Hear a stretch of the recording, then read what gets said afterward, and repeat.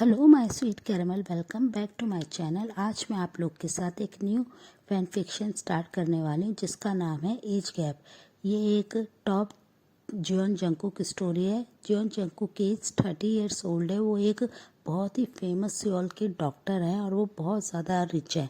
और बॉटम में हमारे किम तायोंग है जो कि एक स्कूल स्टूडेंट है और उनकी एज 15 ईयर ओल्ड है और उनका बेस्ट फ्रेंड जिमिन है। सो फ्रेंड, और अब हम स्टोरी स्टार्ट करते हैं।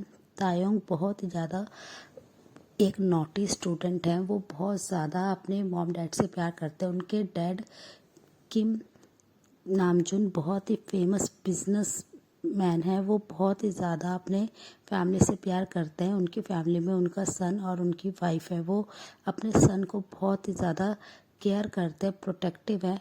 और उतना ही तायोंग बहुत ज़्यादा नॉटी हैं। उनकी मॉम जिन उनसे बार बार कहते हैं कि ते तुम अपना ब्रेकफास्ट ऐसे बीच में छोड़ के नहीं जा सकते, तुम्हें अपना ब्रेकफास्ट पूरा करना होगा। तभी ते उनसे कहते हैं, मॉम मैं बाद में कर लूँगा ना, मैं स्कूल कैंटीन में खा लूँगा, जिमिन मेरा वेट कर रहा होगा, मैं ऑलरेडी बहुत ज़्यादा लेट हूँ। और वो ये कहते हुए जल्दी से अपनी चेयर से खड़े होते हैं और वो बाहर की तरफ चले जाते हैं। जिससे बहुत ज़्यादा नाराज़ होते हैं और वो आरएम से कहते हैं, आरएम ये सब आपकी वजह से हो रहा है, वो इतना ज़्यादा नॉटी है और आप उसे कुछ नहीं कहते हैं, वो मेरी कोई भी बात नहीं सुनता। आरएम स्माइल करते हैं और अपने वाइफ के चिक पे किस करते हुए स्माइल करके कहते हैं, डोंट वरी जिनू, वो ठीक हो जाएगा और वो जिमिन के साथ अपना ब्रेकफास्ट कर लेगा। उसने कहा ना, तुम्हें तेरे पे इतना ज़्यादा गुस्सा नहीं करना चाहिए।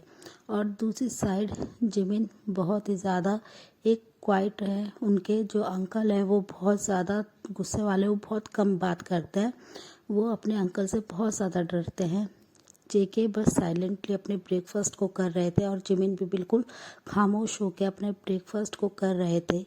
जिमिन के मॉम डैड की डेथ बचपन में ही हो गई थी, जिससे जंगकुक ने अपने सिस्टर के सन को अडॉप्ट कर लिया था। वो ही उनके पेरेंट्स थे, वो ही उनका ध्यान रखते थे। वो जब बहुत छोटे थे, 1 ईयर के थे, तभी उनके मॉम डैड की डेथ हो गई थी, जिसके बाद से जंगकुक ही जिमिन की सारी रिस्पॉन्सिबिलिटी ले लिए थे।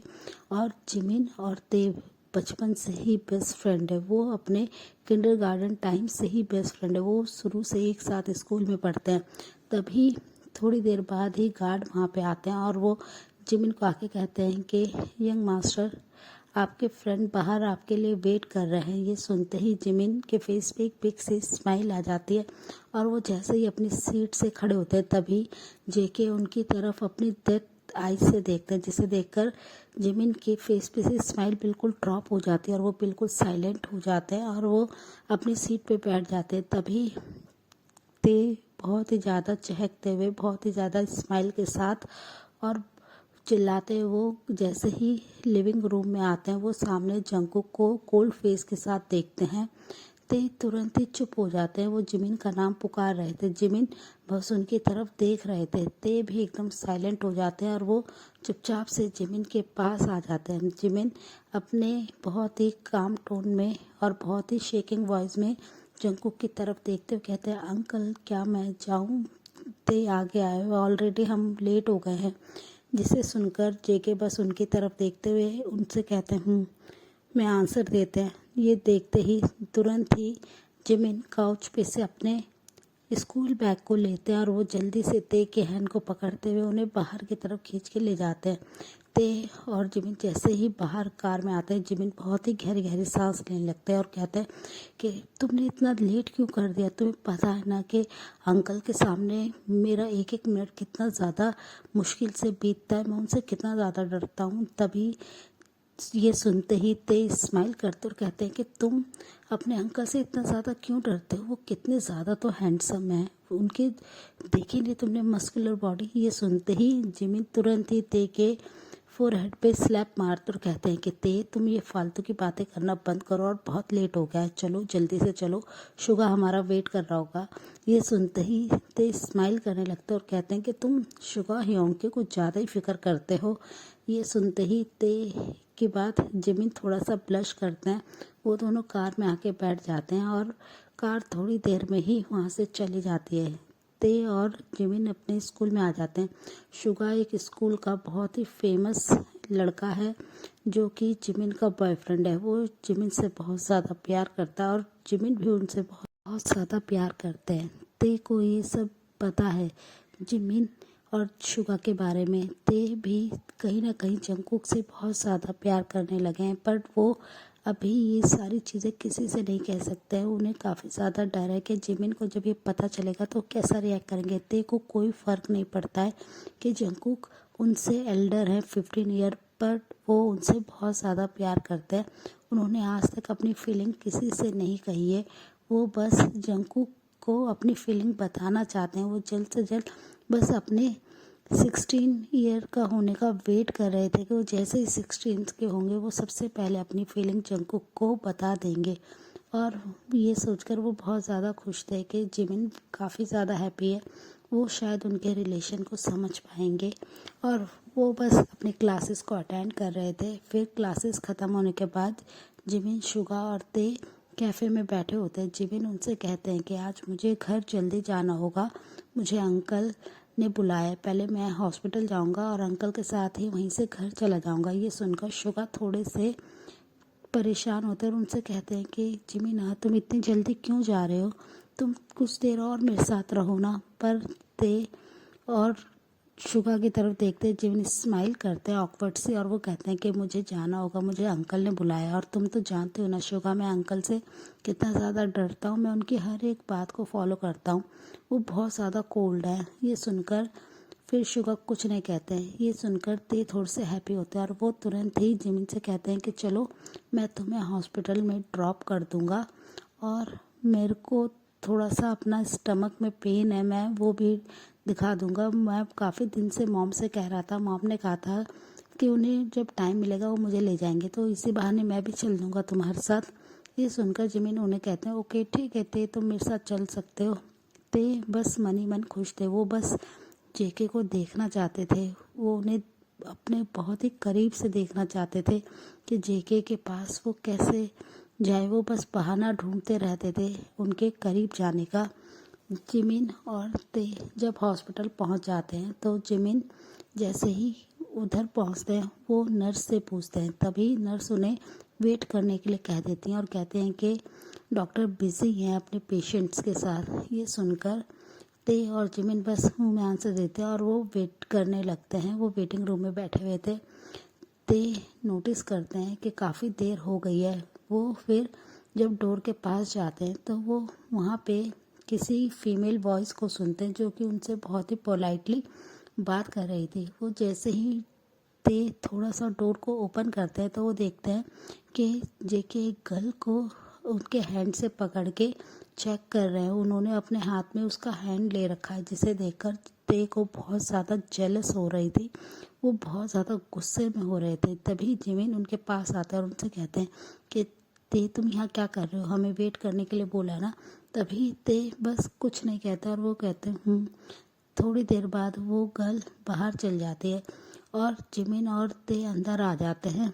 जिमिन बस अपने अंकल के सामने अपने हेड को नीचे करे हुए थे। तभी उनके अंकल जंगकुक उनसे कहते हैं कि जिमिन तुम आ गए, चलो थोड़ी देर में अब हमें घर जाना होगा, मुझे एक इम्पॉर्टेंट वर्क है, तो तुम अब से कुछ दिनों तक टाइम से ही घर आओगे। मैं कुछ दिनों के लिए सिटी से बाहर जा रहा हूँ, इसलिए मैंने तुम्हें बुलाया। और तुम पूरा टाइम घर में ही रहोगे, घर से ही स्टडी करोगे, तुम स्कूल के लिए भी बाहर नहीं जाओगे। अगर जाओगे तो गार्ड्स तुम्हारे साथ जाएंगे। ये सुनकर काफ़ी ज़्यादा जिमिन परेशान हो जाते हैं कि वो शुगा से कैसे मिलेंगे। वो बस अपने हेड को नीचे करे हूँ में आंसर देते हैं। तभी जिमिन उनसे अपनी स्वीट वॉइस में बोलते हैं अंकल, ते को कुछ दिनों से स्टमक पेन हो रहा था, क्या आप उसे चेक कर सकते हैं? ये सुनकर जेके बस ते की तरफ देखते हैं, जो कि उनकी तरफ बस देख रहे थे।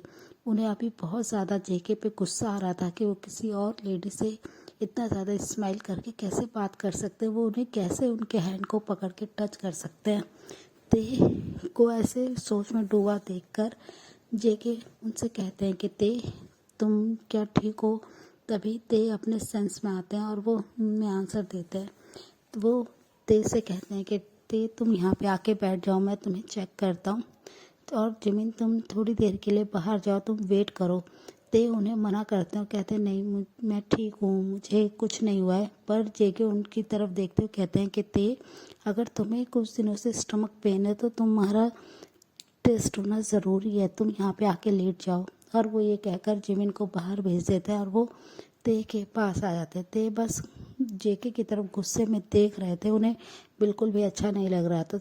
स्लोली जेके उनके पास आते हैं और वो उनके टमी पे अपने हैंड को जैसे ही रखते हैं ते बस अपने आइज़ को टाइटली क्लोज कर लेते हैं और वो जेके के हैंड को फील करने लगते हैं। ते बहुत ही डीप ब्रेथ ले रहे थे। जेके उन्हें एग्जामिन कर रहे थे। ते की सांसें बहुत ज़्यादा भारी हो रही थी। जेके को अपने इतने करीब देखकर वो बस उस टच को फील करने में ही बिजी हो जाते हैं। जेके उन्हें जब पूरा एग्जामिन कर लेते हैं तो वो उनसे कहते हैं कि ते मैं तुम्हें कुछ मेडिसिन देता हूँ, इसे तुम टाइम से लेना, इससे तुम्हारा स्टमक पेन ठीक हो जाएगा और मैं तुम्हारे डैड से बात कर लूँगा, अगर कोई भी टेस्ट कराने होंगे तो मैं उन्हें बता दूँगा। ये सुनकर ते बस अपने सेंस में लौटते हैं और वो खड़े हो जाते हैं। जेके उन्हें कुछ प्रिस्क्रिप्शंस दे देते हैं और वो उन्हें बाहर जाने के लिए बोलते हैं। वो फिर थोड़ी देर बाद अपने कुछ वर्क को कंप्लीट करते हैं और वो जिमिन और ते के साथ कार में आके बैठ जाते हैं। वो ते से कहते हैं कि पहले हम तुम्हें ड्रॉप कर देंगे, उसके बाद तुम अपने घर जा सकते हो। तभी जिमिन और ते दोनों एक साथ बोलते हैं कि नहीं हम साथ में स्टडी करेंगे, ते तुम आज हमारे साथ ही चलो और मैं आंटी से बोल दूंगा। ये सुनने के बाद ते भी खुश हो जाते हैं और वो सोचने लगते हैं कि उन्हें बहुत देर तक जेके के साथ टाइम मिलेगा। वो जल्दी से रेडी हो जाते हैं जिमिन के साथ जाने के लिए।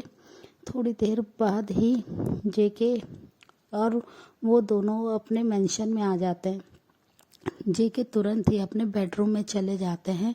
वो अपने कुछ सामान को पैक करने लगते हैं और जिमिन अपने रूम में होते हैं। वो ते के साथ बहुत सारी बातें कर रहे थे और सर्वेंट को कुछ फूड लाने के लिए कह देते हैं।